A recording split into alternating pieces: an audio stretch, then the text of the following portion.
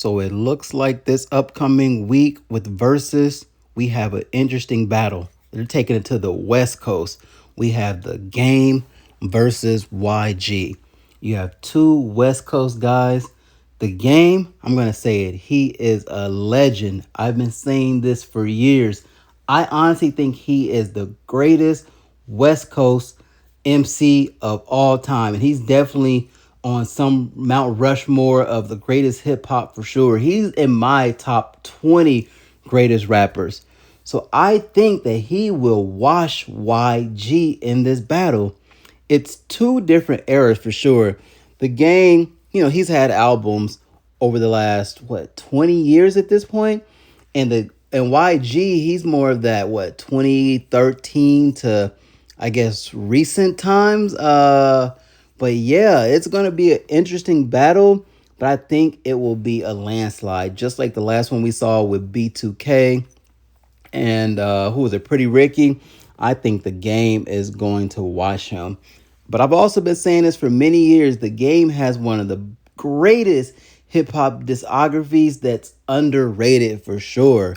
The documentary, The Doctor's Advocate, back in 2006, that is a classic album. I don't think YG can actually keep up with any of these Game songs. Man, just think about this. Let's break down The Doctor's Advocate. Doctor's Advocate alone, man, if he just does, what's some of the top songs off that album? Old English. Man, come on, that was a hood classic. He also has Nas on the album, Marsha Ambrosius. But yeah, man, I think this is going to be a tough battle for YG. Also, the Game, he's just a showman, man. He can put on a great concert. If you ever seen the Game, great.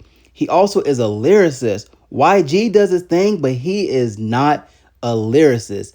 And I've noticed when it comes to these verses, when it comes to rappers, a lyrical guy, he will watch the other artists.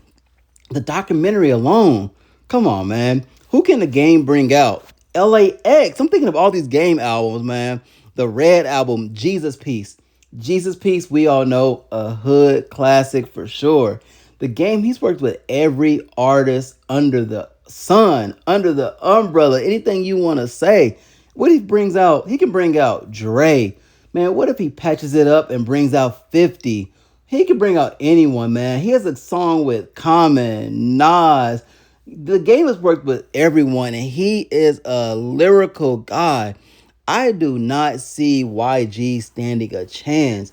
But I guess YG, if you think about it, I guess he could do. He has My Crazy Life in 2014, Still Brazy in 2016. But then he has, I guess, Stay Dangerous in 2018. But those three albums are probably the peak of his career.